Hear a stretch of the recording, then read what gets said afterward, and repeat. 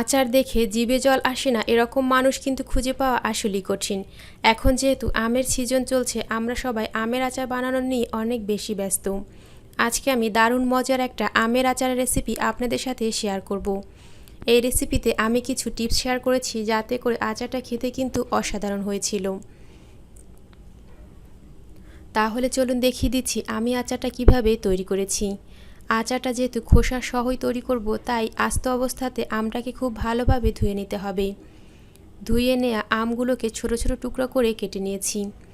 এবার একটা ছুরির সাহায্যে আমের টুকরোগুলোকে খোসার অংশে এরকম একটু দাগ কেটে নিচ্ছি। এতে করে মশলাগুলো আমের ভিতরে খুব ভালোভাবে ঢুকে যাবে। তবে কাটার ক্ষেত্রে একটু সাবধানতা অবলম্বন করতে হবে। খুব বেশি গভীর করে এটাকে কাটা যাবে না, তাহলে আচার তৈরির শেষের দিকে আমটা গলে ভর্তা হয়ে যেতে পারে। শুধু উপর থেকে একটু দাগ কেটে নিতে হবে। এখানে আমি আরেকটা পদ্ধতি দেখিয়ে দিচ্ছি। আস্ত অবস্থাতে আমটাকে একটা ছুরির সাহায্যে এরকম ছিদ্র করে দিতে হবে। এতে করেও কিন্তু মশলাটা আমের গায়ে খুব ভালোভাবে ঢুকে যাবে। যে পদ্ধতিটা আপনাদের কাছে সহজ মনে হয় আপনারা সেটাই ব্যবহার করতে পারেন। তবে আপনাদের সুবিধার জন্য বলে দিচ্ছি, আপনারা দ্বিতীয় পদ্ধতিটা ব্যবহার করার জন্য ট্রাই করবেন। কারণ প্রথম পদ্ধতিতে আমটা কেটে নিলে যদি সাবধানতার সাথে আচারটা না নাড়া যায়, তাহলে এটা গলে ভর্তা হয়ে যেতে পারে। দ্বিতীয় পদ্ধতিতে এ সম্ভাবনা অনেক কম।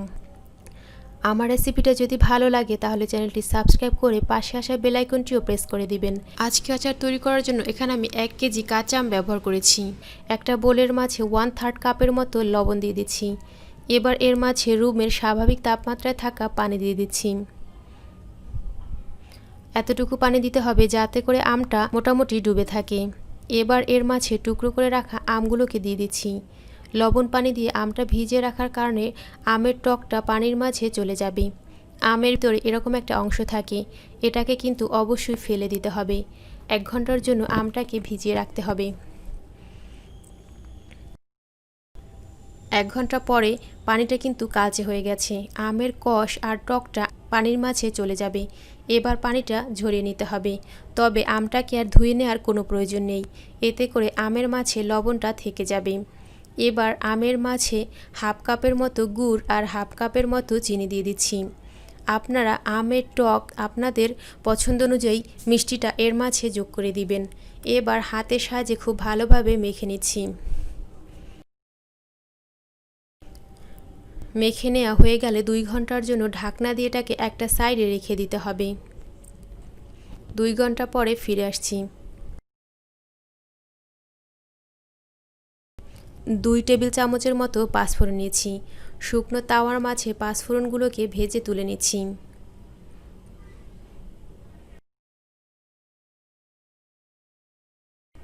এক চা চামচ জিরা দিয়ে দিচ্ছি। জিরাগুলোকেও ভেজে নিতে হবে।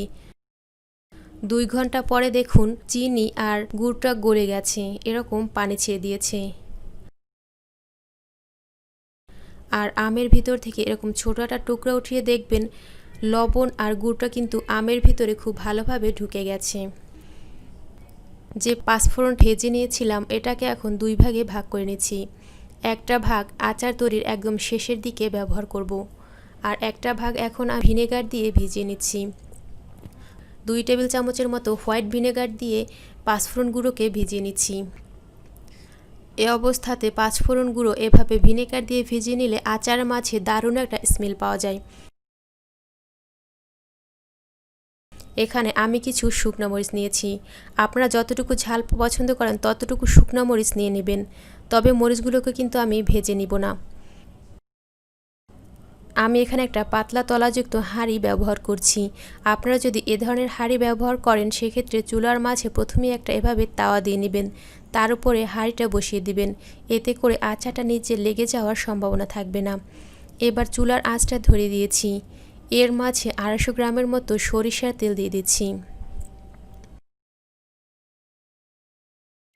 তেলটাকে হাঁড়ির সব জায়গায় একটু মেখে নিচ্ছি, এতে করে আমগুলো হাঁড়ির কোনো অংশেই লেগে আসবে না।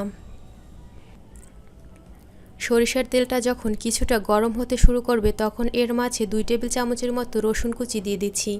আপনারা চাইলে রসুন বাটাও ব্যবহার করতে পারেন, তবে এই আচারটার মাঝে রসুন কুচিটা ব্যবহার করলেই বেশি ভালো হয়।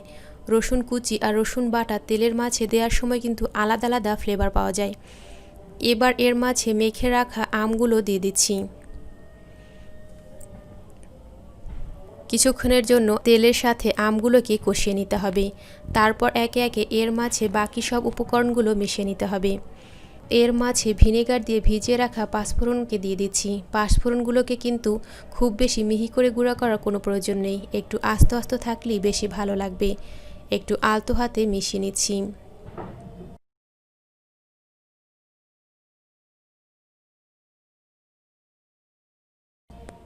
কিছুক্ষণ জাল করার পরে যখন আমের কালারটা এরকম চেঞ্জ হতে শুরু করবে তখন এর মাঝে ভেজে রাখা জিরার গুঁড়া দিয়ে দিচ্ছি। আবার একটু আলতো হাতে নেড়ে মিশিয়ে নিচ্ছি। এই আচারটা তৈরি করার সময় অবশ্যই আলতো হাতে একটু উল্টে পাল্টে দিতে হবে। খুব বেশি জোরে জোরে নাড়তে গেলে আমগুলো কিন্তু আটি থেকে ছেড়ে আসবে। কোনোভাবে এটাকে জোরে জোরে নাড়া যাবে না। এবার এর মাঝে শুকনো মরিচগুলো কেটে দিয়ে দিচ্ছি।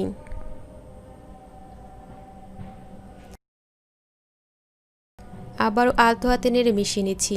শুকনো মরিচগুলো না ভেজে নেওয়ার কারণে আচারের মধ্যে দেখতে কিন্তু অনেক ভালো লাগছে, আর ঝালটাও আচারের মাঝে ছড়িয়ে যাবে। যখন আচার পানিটা একদমই শুকিয়ে আসবে তখন এর মাঝে বাকি পাঁচফোড়ন গুঁড়োটাও দিয়ে দিচ্ছি। এটা কিন্তু অবশ্যই শেষের দিকে দিয়ে দিতে হবে।